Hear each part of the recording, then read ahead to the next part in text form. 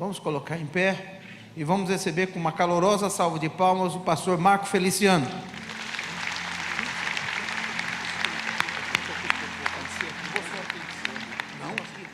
Mais uma vez eu cumprimento os irmãos com a paz do Senhor. Alguém trouxe Bíblia? Abra sua Bíblia comigo na primeira epístola de São Paulo aos Coríntios, capítulo de número 2. Enquanto os irmãos procuram, eu quero aqui mais uma vez louvar a Deus pela vida do nosso bispo primaz, bispo Manuel Ferreira, porque eu tenho profundo respeito. E poucas pessoas sabem, mas em 2013, quando eu passei por aquela perseguição toda que os irmãos devem se lembrar, o primeiro dia que eu fui enfrentar os ativistas, eu estava morrendo de medo, chorando dentro do meu gabinete. Eu nunca tinha visto aquilo. E de repente entrou pelo meu gabinete um varão de guerra. Ele não estava vestindo roupa branca, mas estava de terno, gravata. Ele olhou para mim e disse: está chorando por quê? E eu falei para ele: eu estou com medo. Ele disse: você não tenha medo, você representa a igreja, eu vou com você. O bispo Manuel me pegou pelo braço e nós marchamos dentro da Câmara dos Deputados, cheio de jornalistas. Ele foi do meu lado, e isso me deu força de sustentação, e vencemos aquele momento. E ali nasce a mudança do Brasil. Para quem conhece política sabe disso. E Deus trouxe um tempo novo para a nossa nação, ao ponto de termos hoje aqui o juiz Sérgio Bretas, que é evangélico, e futuramente um ministro do Supremo terrivelmente evangélico, como disse o nosso presidente. Isso vale um glória a Deus, não vale? Então muito obrigado, viu, meu bispo? Muito obrigado. O senhor é uma inspiração para mim. Ao bispo Abner, ao bispo Daniel Malafaia, aos pastores que aqui estão, meus cumprimentos. Primeira epístola de Paulo aos Coríntios, capítulo 2, versículo 9.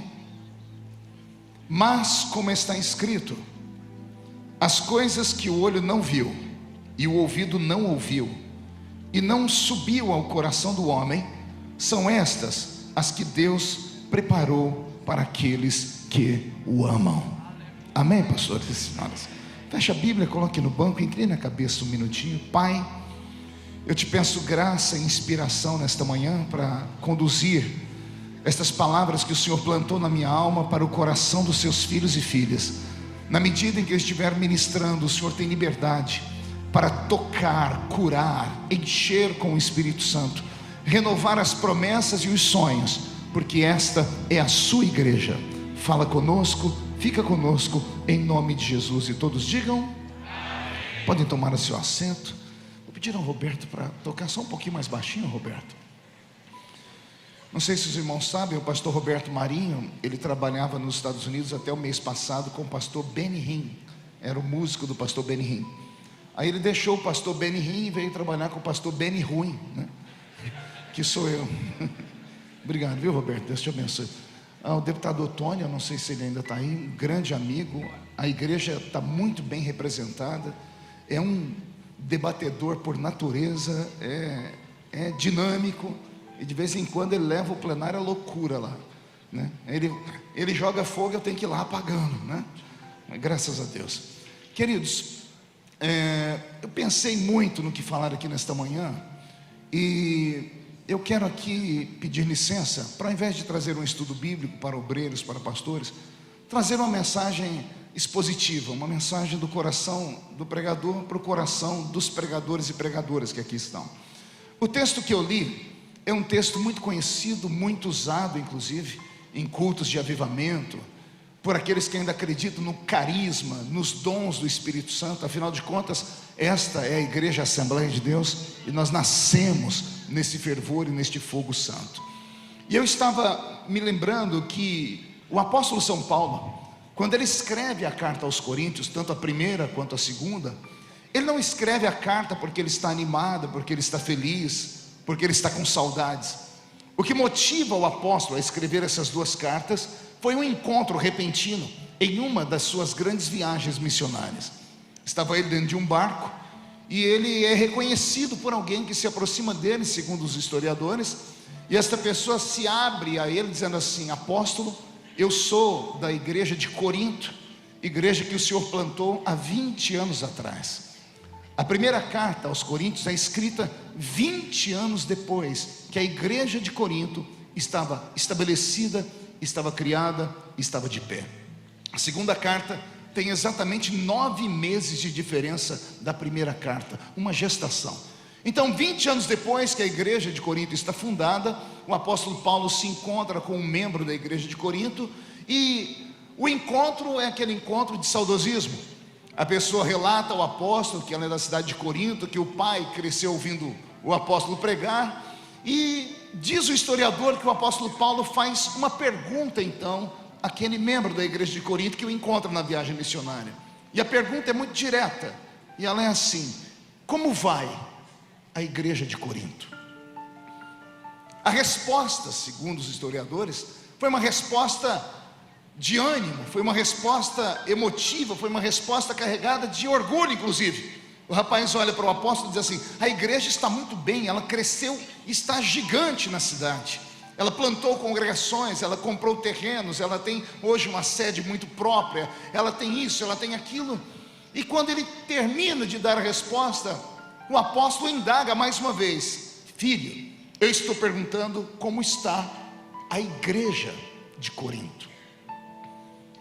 A pessoa então se assusta porque achou que havia dado a resposta correta. Então começa a dizer: bom, a igreja ela ampliou as suas expansões, ela esticou a sua tenda, nós temos pessoas influentes, a igreja conseguiu salvar debatedores, senadores, a igreja hoje está envolvida com a política, ela está muito bem. E o velho apóstolo então indaga mais uma vez: rapaz, acho que você não entendeu, eu estou perguntando como está a igreja de Corinto. E aqui então dá-se uma avenida de interpretação. Existem 2 igrejas estabelecidas dentro da própria igreja. Existe a igreja organismo e existe a igreja organização. A igreja organização difere da igreja organismo como a água difere do vinho. A igreja organização ela é estrutural. Aqui no nosso país, por exemplo, ela precisa de CNPJ, e ela precisa que alguém responda por ela, alguém que pelo português mais chulo é chamado inclusive de donos de igreja. Eu me lembro quando fui registrar, Bispo Manuel, a minha igreja, e lá estava a Igreja Evangélica Assembleia de Deus, Ministério Catedral do Avivamento. Então um escrivão perguntou para mim: quem é o dono da igreja? Eu disse: é Jesus de Nazaré. Aí ele falou para mim: você tem o CPF dele? O RG dele? E eu fiquei todo sem jeito, meu querido Alexandre, fiquei todo sem jeito. Ele disse: não, eu preciso de alguém que tenha documento aqui no Brasil, alguém que responda por ela, porque se houver um processo, quem é que vai preso? Quem é que se responsabiliza pelos erros, caso aconteça? Então eu entendi que de maneira muito profana, a igreja como organização depende única e exclusivamente dos homens. E às vezes a nossa briga é simplesmente por ela, pela placa, pela estrutura, pelo nome. Mas o velho Paulo não estava perguntando sobre a igreja organização, ele estava perguntando sobre a igreja organismo. E o que é a igreja organismo? Ela é individual, ela recebe um nome que às vezes não é pomposo como a Assembleia de Deus, às vezes é só Maria, José, João, Antônio, Marco, Manuel. Esta é a igreja organismo, a igreja viva, a igreja que respira, a única que tem valor para o Salvador. Porque quando aquela trombeta tocar, lembra dela ainda ou não? Aquela que o apóstolo Paulo diz que, dada a palavra de ordem, o mesmo Senhor descerá do céu com alarido, voz de arcanjo e trombeta de Deus. Os que morreram em Cristo ressuscitarão primeiro, e depois nós, os vivos, seremos transformados e arrebatados seremos, e estaremos para sempre com o Senhor Jesus nos ares. Esta é a igreja do arrebatamento. Esta é simplesmente singular, individual, é o organismo. E muitas vezes ignoramos o organismo. O velho Paulo então rememorou os seus idos de 20 anos atrás, quando ele pisa na Grécia e quando ele vai plantar a igreja de Corinto. Eu estou falando de um homem que não foi plantar uma igreja na Etiópia, não foi plantar uma igreja no Sudão, não foi plantar uma igreja na África, que fazia divisa ali com Israel, porque lá haviam pessoas pobres, miseráveis. É muito mais fácil ganhar um pobre, um miserável para Cristo. Ele resolveu pregar para os gregos. Posso ouvir os irmãos repetirem isso comigo? Gregos, diga comigo: gregos. Mais uma vez: gregos. Isso é para entrar na nossa alma.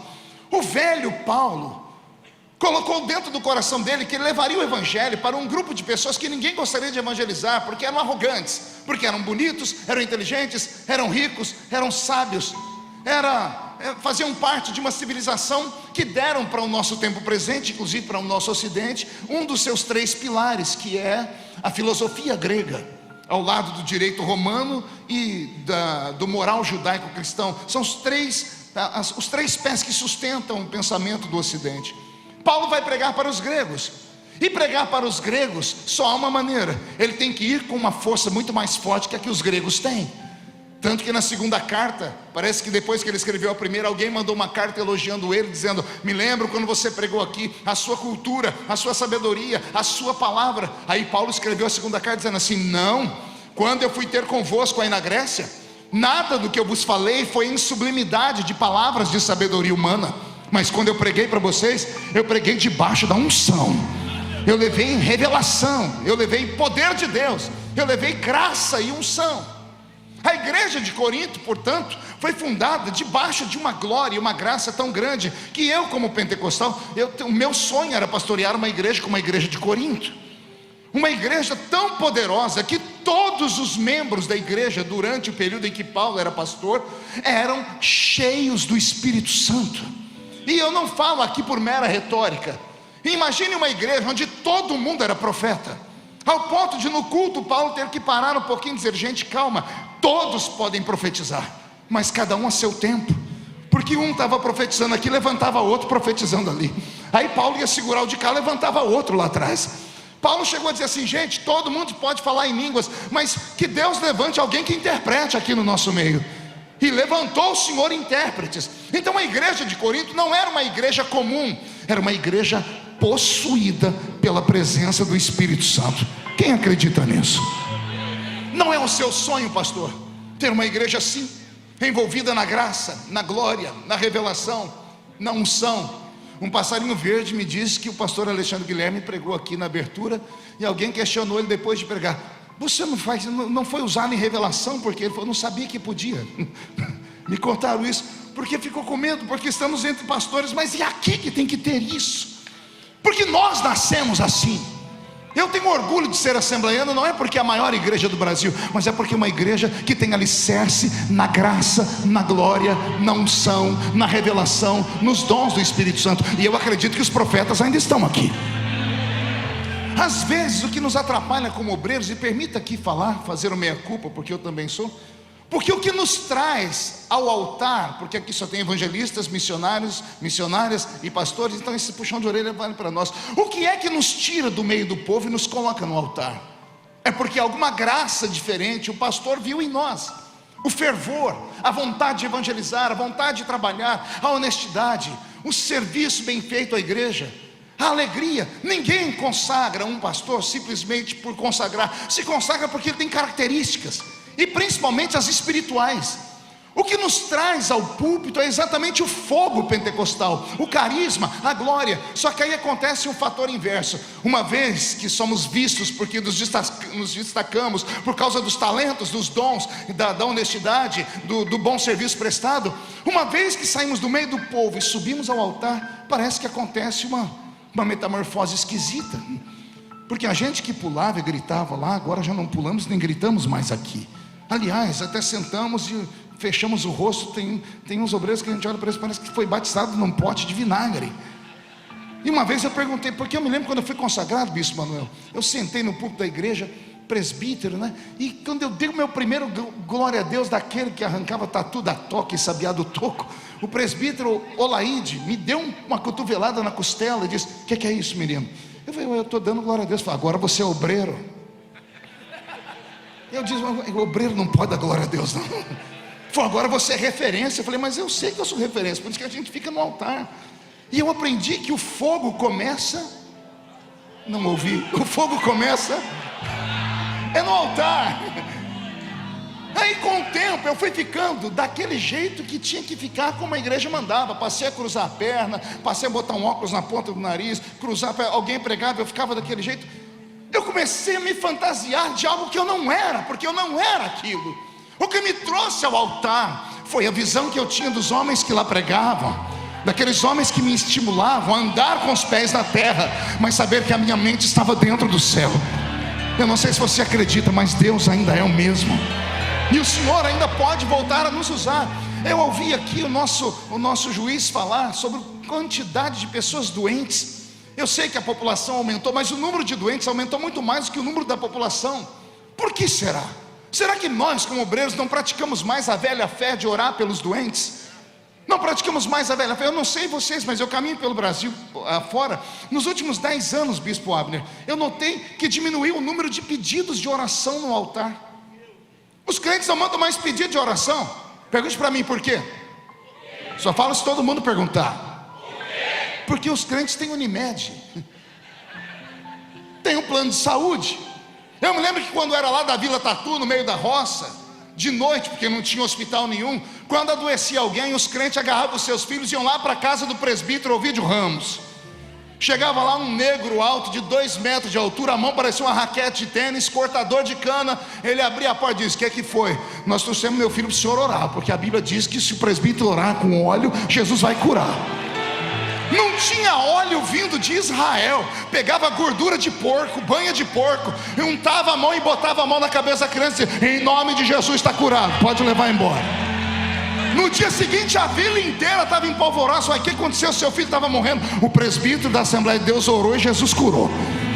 O meu corpo está arrebentado aqui, porque eu sei que nesta manhã Deus está falando conosco, que cada um de nós somos agentes de transformação, de graça e de glória. E se tem alguém que concorda, dá um grito daquele que empolga até o coração do pregador.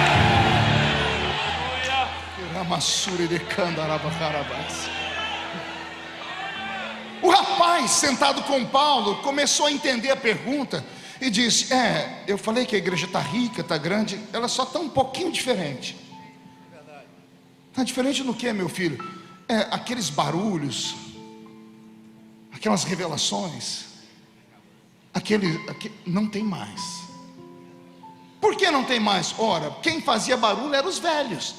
A geração nova é mais descolada.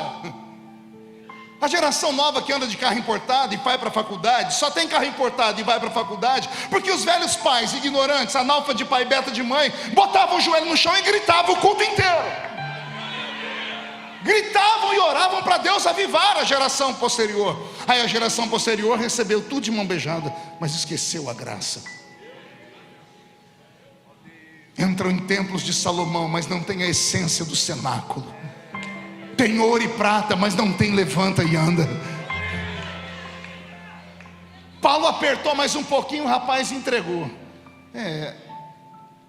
Tem até uns pecados esquisitos na nossa igreja, Paulo. Como assim? Aí Paulo, quando escreve a carta, diz assim: é sabido que há entre vós um tipo de pecado que nem entre os gentios tem nome. É um pecado que só tem na minha igreja. Um filho dormiu com a mulher do seu pai. Não é incesto, porque o filho não é filho da mãe. Não é adultério, porque não tem nome. O pai era viúvo, divorciado, casou de novo, foi trabalhar, o filho dormia com a mulher dele, estava dentro da igreja, e a igreja não fazia nada com aquilo, porque o dízimo do rapaz devia ser muito alto, o cargo devia ser muito importante. Então Paulo mandou uma carta para a igreja de Corinto dizendo assim: quando eu plantei vocês, eu não plantei vocês com sabedoria humana, não plantei vocês com autoridade humana. Eu mostrei para vocês que o Cristo é maior do que Zeus, que o céu, a Nova Jerusalém, é maior do que o Olimpo, e que a graça de Deus se revela quando os homens se esvaziam de si mesmos e se enchem do Espírito Santo. E isso incumbe em santidade. E o Espírito Santo não entra mais na igreja de vocês aí em Corinto por causa dos erros que vocês praticam. Deus sabe que todos são seres humanos passíveis de erros. Para isso existe o sangue de Jesus. Para isso existe a confissão dos pecados. Para isso existe o sacerdote orando pela alma. Mas ao ponto de não corrigir mais, ao ponto de terem medo do quê? Quem sustenta a igreja não é homem, é o Senhor. Se o Senhor não der crescimento, em vão trabalha o homem. E Paulo então percebe que a igreja que ele plantou com tanta graça e glória perdeu os seus talentos. Então Paulo pega uma caneta e escreve. E no versículo 9 do capítulo 2, ele diz assim: eu sei que a situação em Corinto está ruim, mas ainda há um remanescente entre vocês. E graças a esse remanescente, diz o Senhor, aquilo que os olhos não viram, aquilo que os ouvidos ainda não ouviram, aquilo que não subiu ao coração do homem, é o que Deus tem reservado para Corinto de novo. Eu vou falar mais uma vez. Paulo estava dizendo: se o diabo achou que destruiu Corinto, mande um recado para ele. Se Deus encontrar meia dúzia de malucos em Corinto e eles começarem a orar, a consagrar e a jejuar, não vai sobrar demônio em Corinto nem para fazer mandinga, porque a força desta igreja é uma força que supera o pensamento humano. Eu não estou pregando para homens e mulheres normais, eu estou pregando para homens e mulheres que vivem dentro do sobrenatural. Eu estou pregando para filhos assembleianos. E eu sei, senhoras e senhores, porque sou pastor de igreja também, que a burocracia rouba de nós muito tempo. A luta do tempo presente, os crentes modernos, o nosso enfrentamento com a mídia, a concorrência da igreja com a agenda profana é muito difícil. Eu sei que as coisas não estão fáceis. Eu sei que não está fácil nem criar filhos mais na igreja. Mas se nós não usarmos as técnicas antigas, nós não precisamos de uma receita nova. Nós podemos usar a receita antiga e aplicarmos nela a graça. Nós podemos ser para frente, só não podemos deixar Jesus para trás. Nós podemos ser modernos, só não podemos ser mundanos. Temos que dizer aos nossos filhos que o Jesus da Bíblia Sagrada, que ainda dá línguas estranhas, que dá visão, Ele é o mesmo e não mudou.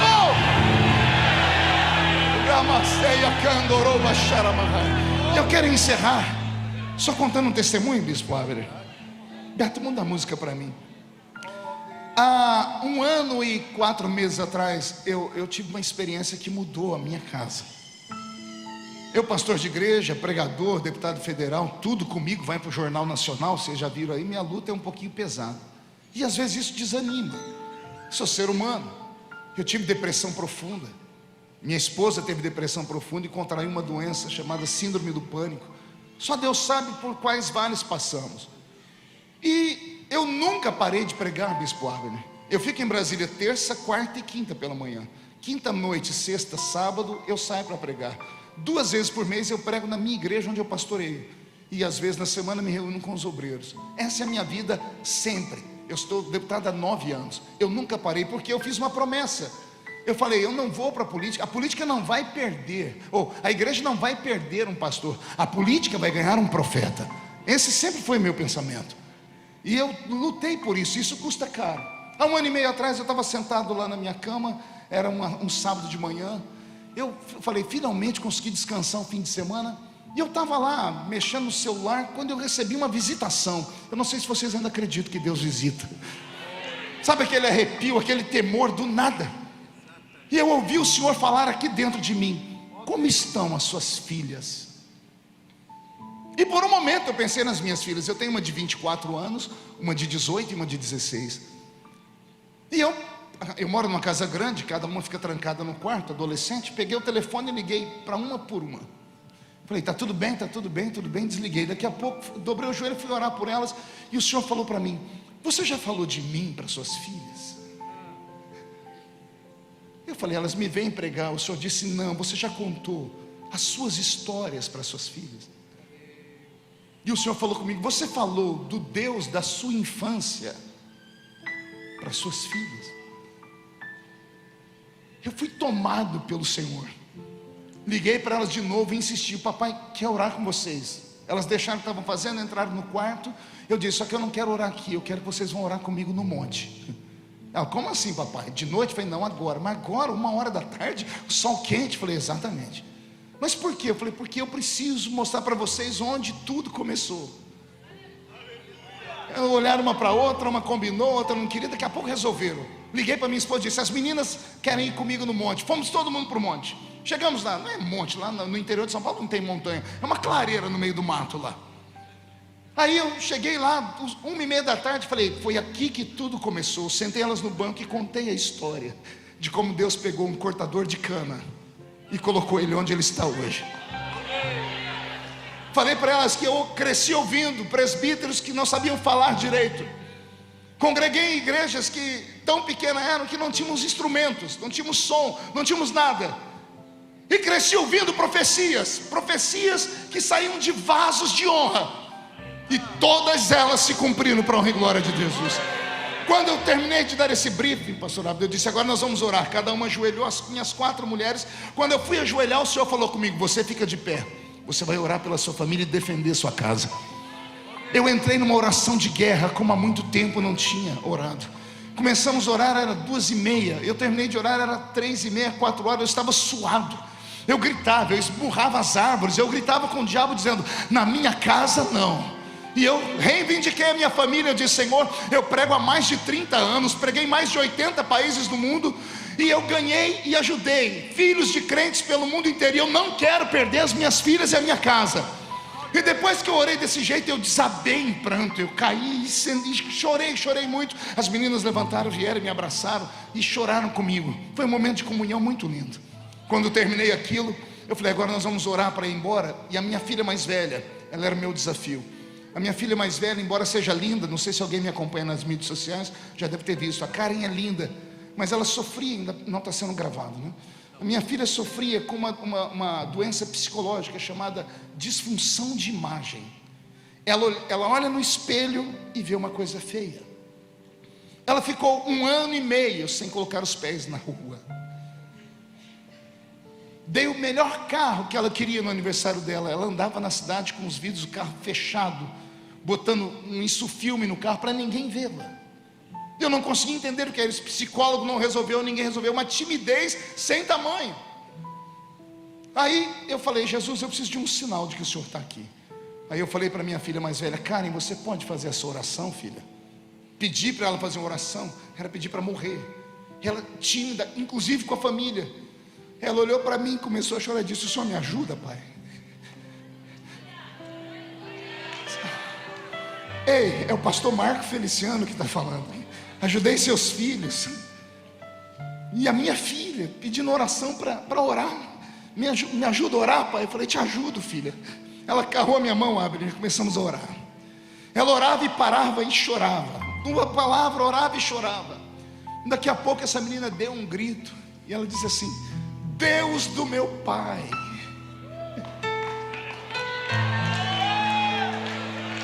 Deus do meu pai, se revela para mim também. Me dá 1% do que o Senhor deu para o meu pai, para eu te conhecer, como meu pai te conhece. Eu caí de joelhos, eu agarrei as pernas dele, eu disse, filha, não é 1%, meu Deus vai te dar o dobro. Eu falei, me perdoa por ter cuidado da igreja no mundo e esquecido de você, esquecido da minha casa, das minhas filhas. E eu orei com as minhas filhas naquele dia. Deus fez uma obra tão grande, mas tão grande, que ontem à noite minha filha me ligou e disse, papai, eu recebi um convite para ir pregar em Moçambique, na África. O senhor vai comigo? Eu disse, eu vou, mas vou ficar sentado na plateia, porque eu quero ouvir Jesus te usar. A única coisa que eu fiz não foi levar minha filha para os livros de Freud, embora sejam muito bons. Eu não levei ela nos maiores psicanalistas, não precisei contratar um coaching. Eu levei ela para o monte, lá onde a gente sai parecendo um porquinho do meio da terra, onde a gente grita. E ainda tem crente, esses crentes que são extremamente importantes, acham que quem vai em monte é tudo maluco, desequilibrado. Aliás, eu acho que a gente é maluco e desequilibrado mesmo. Porque o que Paulo está falando para a igreja de Corinto é um princípio de loucura.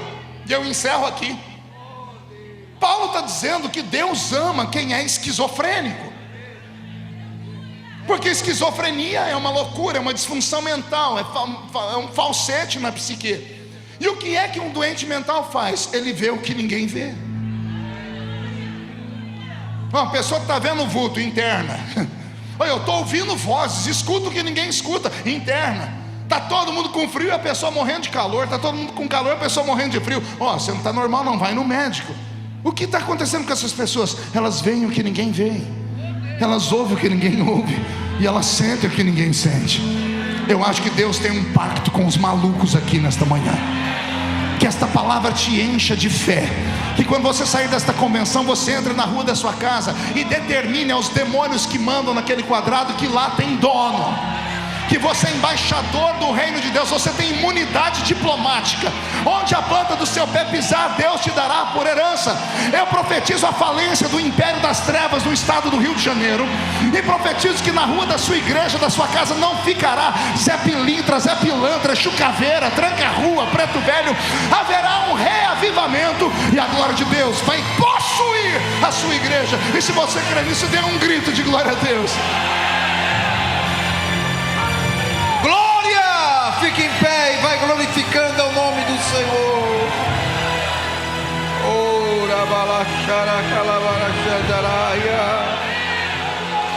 Dá lugar ao Espírito Santo na sua vida. Oh, aleluia, aleluia, aleluia, aleluia. Oh, racalabachandarabassuriandaraia. Oh Deus.